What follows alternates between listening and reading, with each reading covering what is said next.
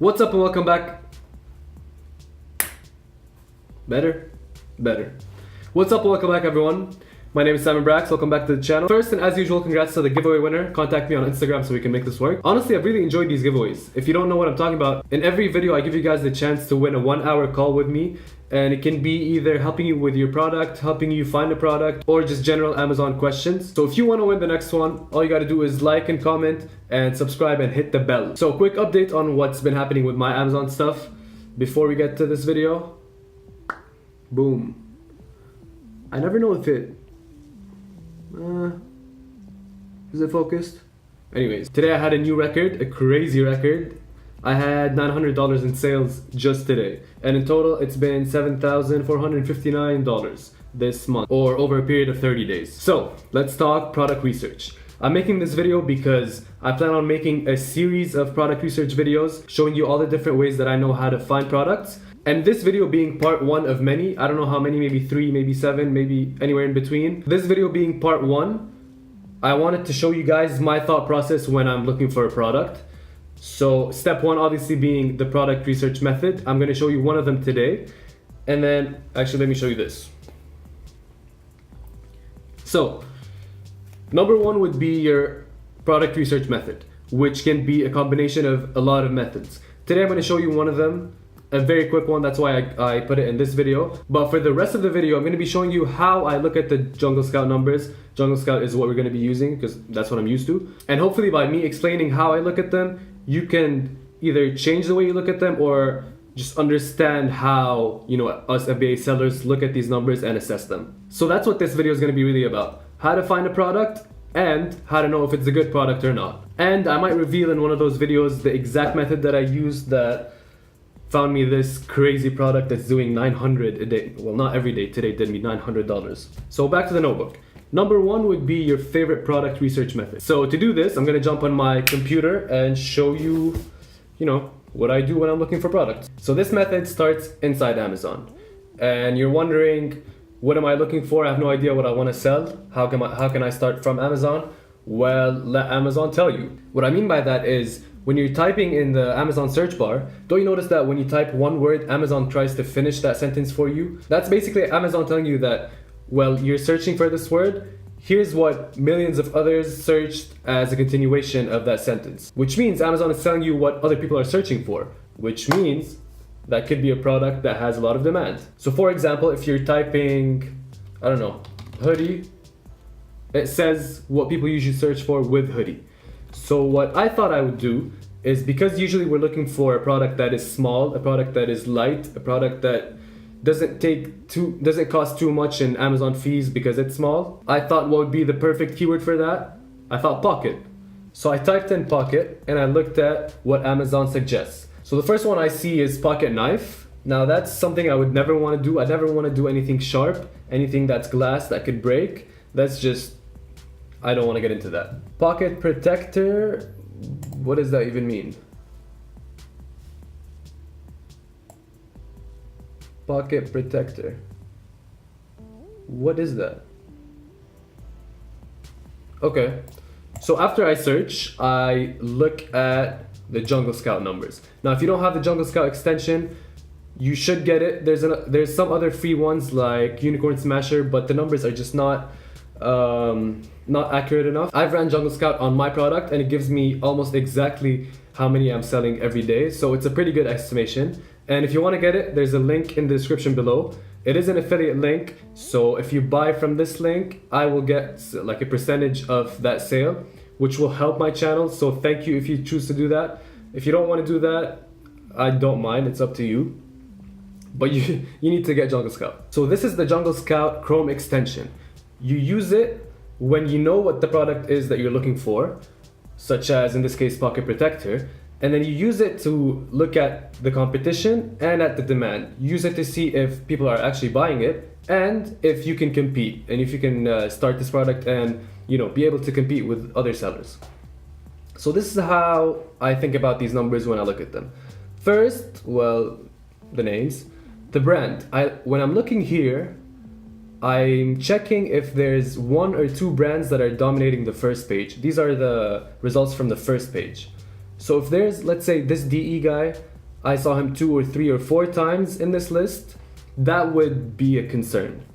Because that would mean that he is somehow dominating this product, and either this traffic is coming from somewhere else, from his website maybe, from his Facebook page, whatever, and that would mean that these numbers are not really organic Amazon buyers, they're more his buyers, but then you think that they're Amazon buyers and then you come in, but these buyers are coming from his page. I hope that makes sense. Anyways, if there's 1 or 2 sellers that are dominating the first page, you don't want to try and compete with them. It also shows that maybe some people tried to compete and couldn't, and they're just dominating that first page. Next, looking at the price, this is way too cheap for me.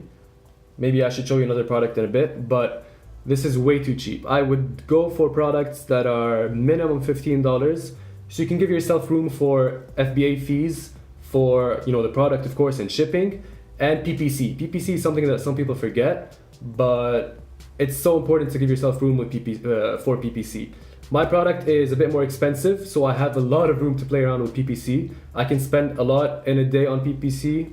I've said PPC so many times in this sentence, but I can spend a lot on it and test different things and still make money and not lose money. If your product is just $7, remove FBA fees, remove shipping and manufacturing of the product, what do you have? $2, $1, $3 for PPC? And that's not enough. For every click you're spending at least 50 cents maybe, or 40 cents. What, that's 6 clicks. So the point of this rant is choose a product that's at least $15 and go as expensive as you want. People say that don't go over $40 or $50. I'd say go as expensive as you want. As long as there's demand, then you can go for more expensive, even if you don't have enough money, because more expensive products are usually sold in less quantities per day, so you have to buy less inventory. So that covered the price. Next, the category. Category I really look at only to see if it's a gated category or not. How do you know that? There's somewhere in Amazon that tells you exactly which categories are gated or not. I'll put a link in the description when I find it. Next, the rank. Now the rank is a bit harder to understand for new sellers because it's different in every category. Once you have a bit more experience, it gets easier and easier for you to understand what 2,000 means, what 40,000 means in that category. I look at it to see if the rankings are similar on the first, or not similar, but they're not too fluctuating on the first page. As in, if they're all around the same number, then it's a good sign. Then that means that all the sellers on that page are selling around the same amount of units per day. Which means that if you're able to rank even on the bottom of that page, you would get some good amount of sales. So next, sales. Sales is an estimation that JungleScout gives you according to the ranking and the category and whatever else calculations that they do. This is an estimation. Keep that in mind. This is not exact. And it is per month. So this is $7.22 per month. Now again, I look at the whole first page and sometimes the next page as well, and I see if most of the sellers are doing similar numbers. If I see the first 3 doing crazy numbers, 700, 1500 a month, but then after that everyone else is not doing well, then I wouldn't want to go for this product, because for some reason the first 3 are dominating that first page, and you're going to come in and end up, even if you end up 4th, you're not going to be selling anything. So if we're looking at this, I see 722 here as the first guy with 330 reviews. 35, that's not good at all. 145, honestly this product is not that good. I'm just showing you how I look at the numbers. Hopefully maybe in the next search I'll find something better. Now the revenue is just the sales multiplied by the price. Now the reviews. The reviews is what shows you if you're going to be able to compete with these people, if there's too much competition or not. The sales shows you the demand, if there's people on Amazon already buying this product, if there's already people looking for this product. So the reviews, you don't want too many reviews, of course. So the reviews here, in my opinion, they're not too bad. I look for, if there's not too many that are over 200 or 100, and a lot that are under 50, as in this case, that looks good to me, because this means that, look at this guy, he's number 10. He has 10 reviews and he's number 6 on that page. So if you get 10 reviews, you can replace that guy. So if there are a lot of reviews, but there are people with low reviews and still able to compete, that is a good sign. That's something to take into consideration. Now the next one is the rating. The rating is also important to look at. If all the ratings are bad, that's a good sign because you can come in with 5 stars rating and your listing will be superior just based on that rating. Something else that I use these numbers for is I go into each listing, especially the ones with the bad rating, like this one 3.5, and then I look at what the customers are complaining about and I make sure that my product either doesn't have that problem or fixes that problem, you know, has whatever is missing that these people are complaining about. Now the last one is the seller.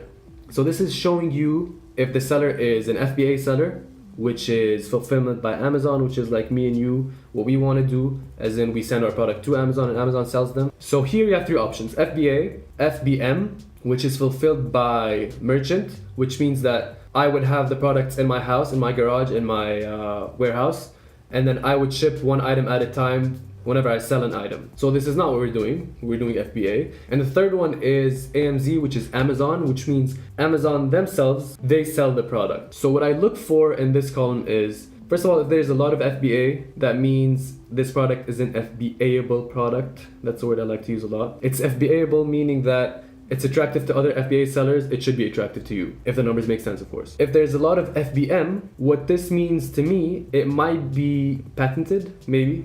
It might be restricted. So these are 2 things I look for when it's FBM. If you search for patents and restrictions and you don't find anything, then it's not a bad sign. And finally, Amazon. If there's a few Amazon listings, it's not a problem. It's actually a good sign to compete with Amazon if they're not dominating the first page, because let me show you. This is an Amazon listing. They usually have crappy listings. Look at this. Their bullet points are just a few words. Their title sucks. I mean, I don't understand how Amazon knows exactly what we're doing and how we're selling well, and they're not, you know, implementing these methods in their listings. So if someone wants to buy the product and is comparing this listing to yours, they would obviously choose yours if you did your listing well. So let's go back. So if there's a few Amazon and you see that others are able to compete with them, like look at these 3 guys. 2 are FBA, 1 is FBM, and they're able to sell more than Amazon, then that's a very good sign. That means that you can come in and do the same. But if this shows that there's a lot of Amazon sellers, especially in the top maybe 3 or 4, this to me says that Amazon is not playing fair. Maybe they're not letting people compete with PPC. Maybe they're not letting people rank. Even if they're selling more than Amazon, they might not let you rank. So if I see a lot of Amazon sellers and they're dominating the page and they're on the top of the list, I would not go for that product, honestly, because it seems to me that maybe other sellers tried to do that and failed. And because I said that their listings suck, there should be a weird reason for why they're dominating that page. So this covers, I think, everything in this screenshot. If there's anything that I missed, let me know. Let me actually try to find another product with this method right here, right in front of you. So we tried protector. Let's try chart. Again, I searched Pocket just because I thought of something that would be small and not cost me a lot in fees and in shipping, etc. So what is this? Pocket chart. Now I'm seeing this you guys might not see because I have one of those extensions, I'm not sure exactly which one, shows me this. I'll put a link to all these extensions that I have. They're not affiliate links. Okay, so let's look at this product. It looks like it would be easy to manufacture and get from China. Let's look at the JungleScout numbers. So let's do that exercise again. First, I see a lot of the same brand. So that would be the first sign for me not to do this product. Carson De Losa is dominating this page for whatever reason. The price is not too bad. The average is $16, not too bad. A bit cheap, but not too bad. Category office products, I'm pretty sure is not gated. The rank is consistent and it's a pretty low rank. The sales, a lot of sales in the first 2. It drops, it goes back up. It's not amazing. Maybe there's not that much demand for this. Reviews, this looks really, really good to me in terms of competition. 91, 110, 15, 90, 53, 62, those are not too bad. 9, 4, 6, pretty good. The ratings, if the ratings are high, I don't care too much. Sellers, Aha, that's why. Look at how many Amazon sellers there are. I would never want to try to compete with Amazon if they're just destroying the first page. They're just dominating the first page. So I hope these two products showed you how I look at the numbers from JungleScout. And I hope you use that method to, you know, get creative and maybe try something other than Pocket and maybe find your product. If you find your product using this method, let me know.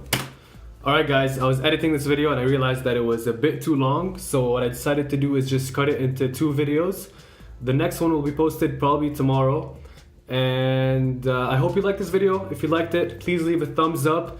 If you want to see more of this, I'm doing a whole series on product research. Please subscribe, and if you want to know when I post the next video, click the bell. I know I just asked for so much from you guys, but this is how YouTube works. This is what I gotta do. So if you did all of these, thank you, and I'll see you in the next video. Peace.